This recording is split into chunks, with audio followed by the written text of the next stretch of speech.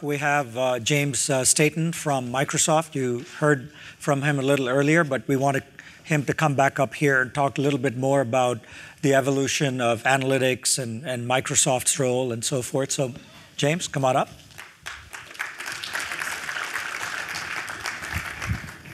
Great. All right. Well, thank you so much. It's a pleasure to be here, and I know that I'm between you and food, so I'm going to make this time worth holding you back from having that wonderful food. So, as I mentioned before, Microsoft is heavily involved in analytics today and helping you take the data that you have on premise and the data that's coming in from the cloud, coming over the IoT, and bringing it together and delivering that value. And that's really what is so important here and why you see analyst firms like Forrester and IDC and Gartner talking so much about how important this is and how fast this is going to grow and how much more data is being generated around the world. So it's really important that we know that the role we all play in our companies is growing in importance and in growing in value. To the point that we really want to be the ones who lead our companies into the next era. And so what is the next era? Because I think that's really the key here. The next era, as was said earlier, is around outcomes. And outcomes is different than it was in the past. Outcomes in the past was reports, dashboards, giving the right people enough information to make the right decisions. That's not the future. The future is where we take software and data and marry it together so that the kinds of applications we build are the intelligence, where the applications are making the decisions, where the applications are acting on the insights. Because as we all know, our customers are changing faster than ever. They change their mobile device, they change their mobile app, they can change the relationship with us and swap us out with somebody else at a moment's notice. If we're not on top of it, we're going to be behind it. And we all know how uncomfortable that can be. Let me show you real quick how one of our customers is achieving this.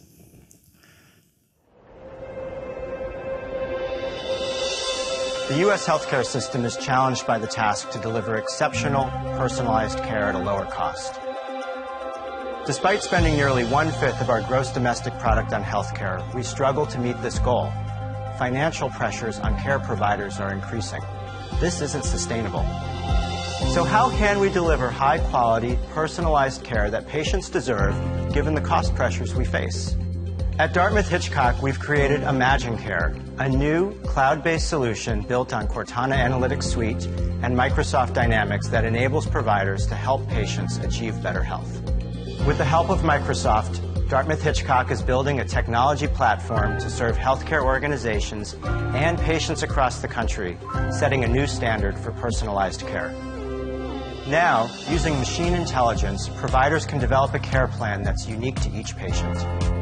We can monitor patients from their homes, where data is collected from devices and sent to the cloud, to Imagine Care's 24/7 contact center, where registered nurses continually monitor a patient's health status and potentially serious trends. Cortana, summarize health status for Ben Andrews. Ben Andrews' weight has increased more than 2 pounds in the last 24 hours. Please review the home diuresis protocol prescribed by Dr. Phillips. Patients get reminders and encouragement and dynamic updates to their care plans, improving their health, helping them avoid unnecessary trips to the emergency room, and reducing the cost of care. With support from loved ones and real-time interventions, there is less likelihood of readmission. With Cortana Analytics Suite and Microsoft Dynamics, we're transforming the way healthcare is delivered today, improving patient outcomes, reducing costs, and offering an unprecedented level of personalized care.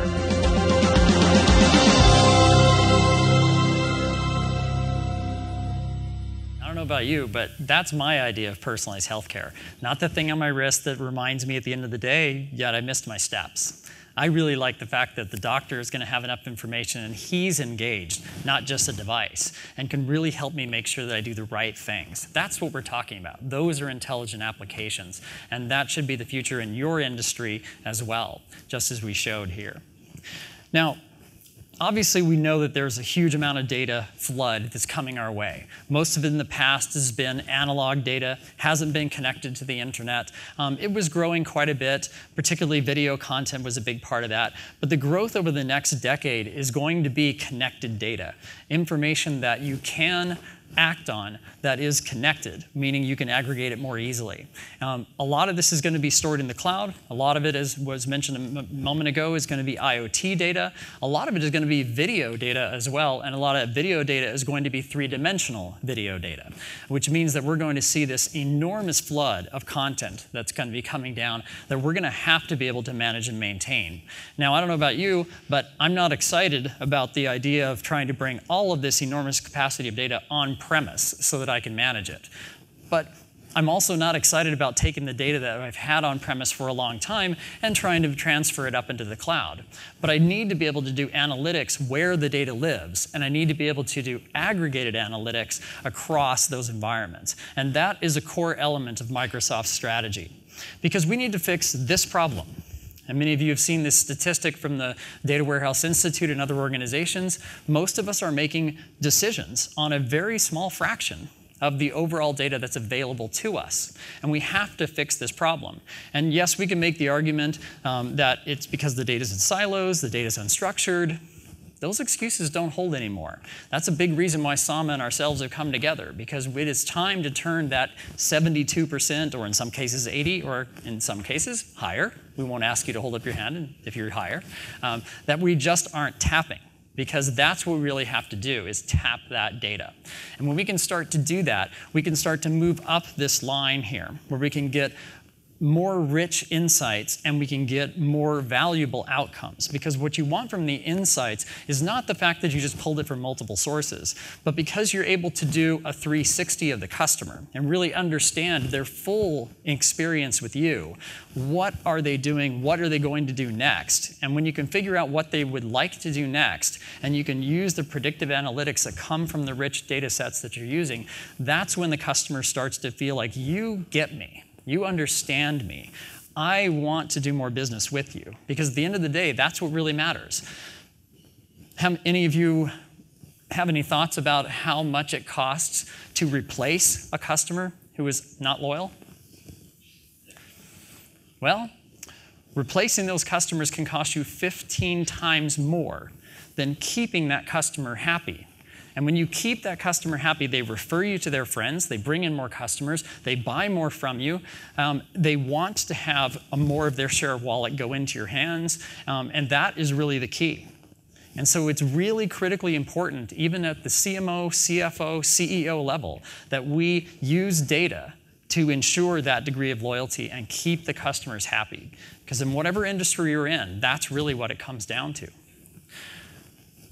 And we have to recognize, as I said before, a lot of this data is going to be on-premise. It's going to stay on-premise. We're going to continue to grow more of it on-premise. As you see in the green lines here, this is IDC's forecast of the investments we're going to make on-premise or in traditional hosting environments for our data. Take it all the way out to 2018. That's still growing pretty substantially. The blue line is the amount that we're going to store in the cloud. Now, you'd think a guy from Azure would be coming up here and saying, look, the cloud is so much bigger. Well, we have these things called regulations. We have these things like data warehouses on-premise. We have culture that has to change over time to do that.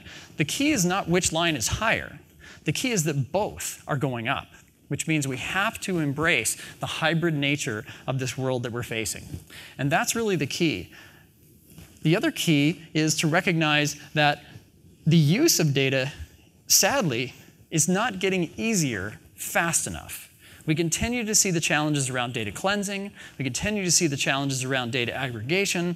We continue to see challenges around how do we actually use all these tools? How do we configure it together? We hire expensive data scientists. We hire data analytics people. We hire programmers. We hire operations people to string all this stuff together to make this happen. And it's the collection of all those people and keeping that talent that sits between us and asking questions in English, as was stated before, and getting answers immediately. So we have to address this problem.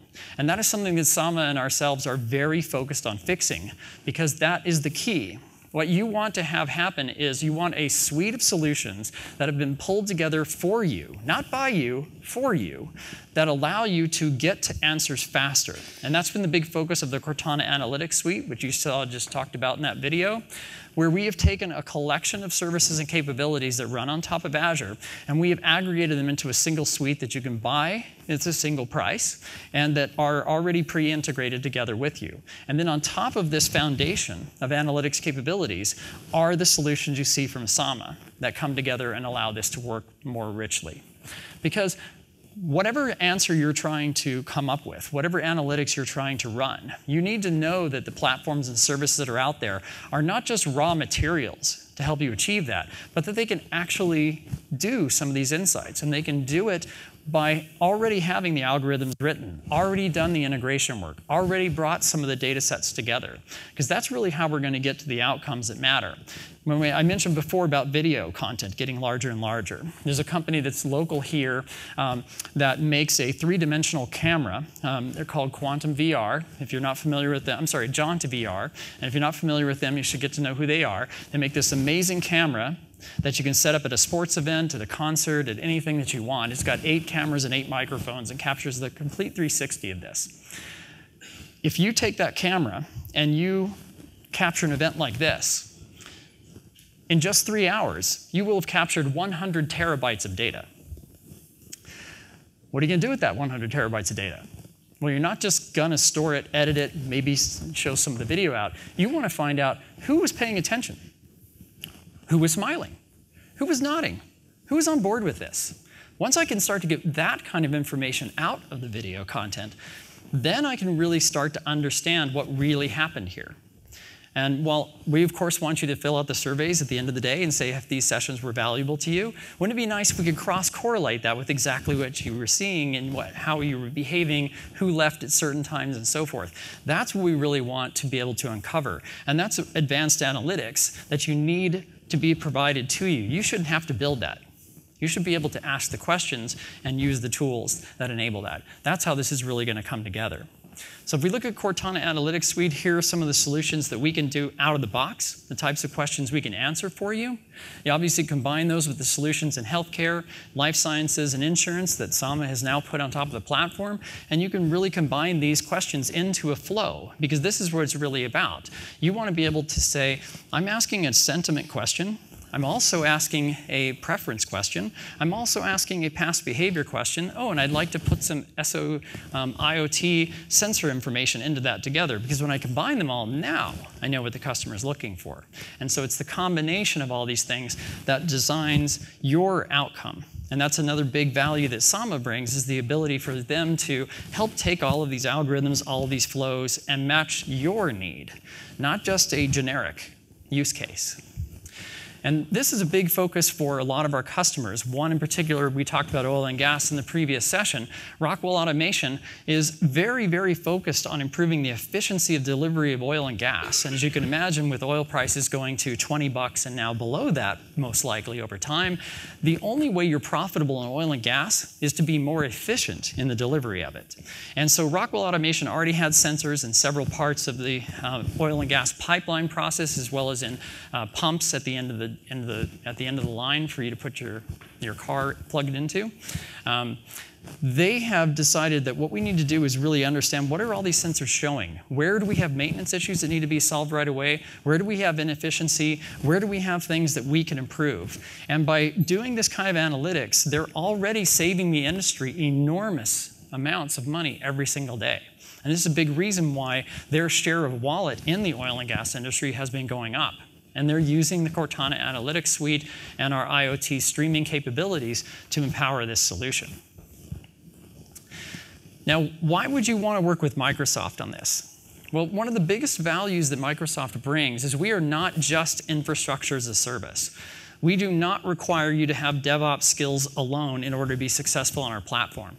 We believe that we should be empowering the whole organization at your skill level, which is why when you look at the Microsoft Cloud, it's the only vendor out there who has leading software as a service solutions at the top, leading platform as a service solutions in the middle, a leading analytics and data analysis platform that empowers everyone in that area of skills, and hyperscale cloud platform at the bottom, which means that you can go to one place and have pre-integration between all of that, but you're also going to one place that is not proprietary, one that is not only supporting all these platforms, but is supporting the leading open source solutions that are out there, all the programming languages that you care about, and allows you to connect it to other things beyond this platform. And that's really the key to our approach and our strategy.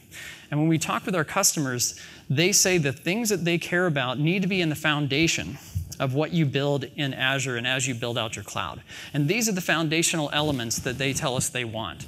Obviously, it needs to be enterprise grade. It needs to support an enterprise use case, not just startups, not just ISVs, but all of us in the enterprise world. It needs to meet those needs. Then it needs to run everywhere that we're going to be collecting the data and everywhere that our customers are, so we can deliver a really good user experience. To that aim, we've had to spread collections of data centers throughout the globe. We now actually have 26 data center locations around the globe. The newest ones we added in Canada and India. We're now covering most of the major geographies in which you would want to store your data, which means that you can be very close to your customers wherever they are, but you can also be compliant with rules and regulations about where you store your data. To expand this even more, we've announced that in later this year, we're opening a new data center in Germany. So the German companies that want to keep their personal identifiable information within the bounds of that country will be able to do so. We're adding one in the UK, and we'll continue to add data centers around the globe to meet these additional needs. And as I mentioned before, this isn't just about our data centers. We also are working with a variety of hosting companies who can take Azure Stack, which is a subset of the Azure services and capabilities, and they can run that in their data centers as well. So do you need to keep data in Argentina? You can work with the local Argentinian hoster who will host your data right there, and you'll have consistency in the PaaS layers between what you put in the public Azure cloud and what you put in their facility as well. The other thing that they tell us is, as I mentioned before, I'm not moving all my data to you. The cloud cannot be this big sucking sound. It needs to be a recognition that the data is going to be in multiple locations and bring that together and aggregate that, which is why a core element of our foundation is to always be hybrid. And this goes all the way up to our software stack. So if you want to continue to use Office online, Office on-premise and not use Office 365, we still provide that. And we still update and add new services and capabilities to that. That is core to our strategy, to be where you need us to be and to deliver the services that are appropriate in that space. The next thing is really important that customers tell us is, I want to use open source technologies. I want to use programming languages that you don't build. I have already built out solutions using Hadoop. I am a Hortonworks shop. We support all of those things and bring them onto the platform, and we will continue to invest in this area. You may have seen last year, the latest in the open source world that we partnered with was Red Hat. So now all of your Red Hat workloads and their platform as a service run on this platform as well. We also believe that we should empower you at your skill set, which means that if you are a developer who really loves writing things in Ruby, you store everything in GitHub, you should be part of our ecosystem. Guess what? We store all of our documentation and all of our templates in GitHub. We're very actively involved in these environments. The next thing that we see very strongly is I have a bunch of other applications I use in my organization. We all know what Shadow IT is. It's all of us, regular employees, bringing in whatever apps we want into the company, whether IT wants it there or not. Well, IT would like you to actually make sure that you protect our customer data and our data when you use these services. And if you're going to build workflows that involve these things, wouldn't it be nice if you could tie them into the Azure Active Directory so that everybody's rights, roles, and responsibilities were governed as they use these services? That's another big role that we play, is empowering you on any device with any application to integrate and have the security that you need. Because at the end of the day, if you build out an awesome application, but you fail to pass an audit, you are not PCI compliant. In the healthcare space, you're not HIPAA compliant. That's a problem. And we also believe that we can help you with that as well, which is why the majority of the Azure data centers around the globe have more certifications than any other public cloud out there, so that you can go to the cloud in confidence that you are going to be able to meet your requirements. And you are going to be able to pass the audits that will allow your company to really build out those new capabilities faster than you ever could before. That's a heavy focus for us. And as you can see, we're seeing an awful lot of applications and an awful lot of customers coming onto the platform because of these capabilities. And the IoT area, you can see the statistic up here, 1.5 trillion messages per month flowing through our IoT architectures, which also is packaged as a suite so you can buy it once and you don't have to integrate it together. Along with all of this momentum, we're seeing traction in significant vertical markets. These are just a fraction of the customers who are using our platforms today in their particular space. I could spend all day up here telling you about each of their implementations, and most of the cases that are up here you will see videos for and full case studies on the Microsoft Azure website. One in particular that I'll tell you about is this one. When I talked at the beginning about applications being intelligent, this is actually what I mean. We all know that your application should start mobile. Your customers are going to want it to run on their device, which means you have to support iOS and Android. And we do. And we have really, really good implementations for building applications that support both of those in the Azure platform. What you then say is, OK, if I'm going to make it intelligent, it's got to connect to a lot of data. It can't just be a single data warehouse, which is why our strategy is wherever you've got data, we can help you integrate it together. We can help you get the analytics from it. From here, now you can start to visualize some of this data so you can report it internally, share it with people, make sure they understand what's going on with that. And we think that those visualizations should be close to real time. You should be able to drill into them, and they should be consumable by a non-technical person. If you want to do some reporting in Excel, of course, you can certainly do that as well. But we think the next thing is you should be able to ask questions of this data, and you should be able to do that in a visual fashion, which is what you see here in Azure Machine Learning. You should be able to come in here and string algorithms together into a flow of a question you're trying to ask. And then you should be able to have the outcomes, the predictions, the forecasts, and the insights you're looking for come through, regardless of where the data was from and regardless of how complex the question is. What makes an application really intelligent, though, is where you can take that machine learning and you can inject it back into the application, which is why at the core of how we do machine learning at Microsoft is every single outcome has a RESTful API. Because that's how you're going to inject it back into the application. Your programmer building the cool mobile application or desktop application they're doing who knows Java or knows Node and doesn't really know anything else, he should not have to learn R in order to do this. He should not have to learn Python to plug it in. He knows what a RESTful API is, and if he can call it, he doesn't have to write any code. He just inherits capabilities, and that's what we mean. And I'm not just giving you an abstract picture here. This is a real application. It's a real application from a company called Ziosk. And if you've been in any of the Chili's restaurants around the United States, you may have seen these things in the center of the table. These are virtual waiters, essentially, that allow you to come in and you can figure out what is it you want to buy, what would go best with something else. It's virtual sommelier as well, so you can get the appropriate drink that goes with this. They're really revolutionizing the experience in the restaurant by building mobile applications that are data empowered. And in whatever industry you're in, we want to help you achieve that same objective. So to close things out, to be prepared to use big data, what are the things I want you to leave with as quick insights? First and foremost, the first thing is start to build in the cloud. You're going to be collecting huge amounts of data in this cloud environment. Get familiar with what it actually takes to incorporate cloud into your analytics point of view today. The second thing you want to do is take advantage of the fact that we scale for you. The old world in which you used to say, well, I might need 100 terabytes capacity, so let me go talk to EMC and buy 100 terabytes and have it sitting in my environment. Nope, over. In the cloud, you simply pay for what you use. You don't have to pre-plan for the additional capacity you might need.